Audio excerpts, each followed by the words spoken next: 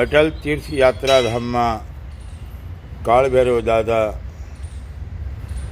જેઓ લયજતનો દમ મારી રહ્યા છે, આપ જોઈ શકો છો.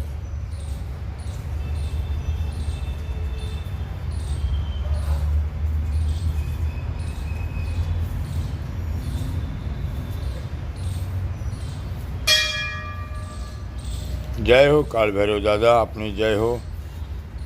આ એક સ્વયંભૂ જેવા દાદા છે.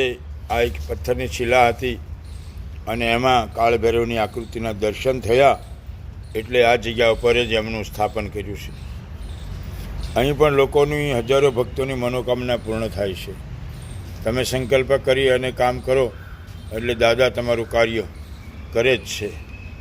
આવો આપણે પણ અટલધામમાં કાળભૈરવ દાદાના દર્શન કરી અને પાવન થઈએ.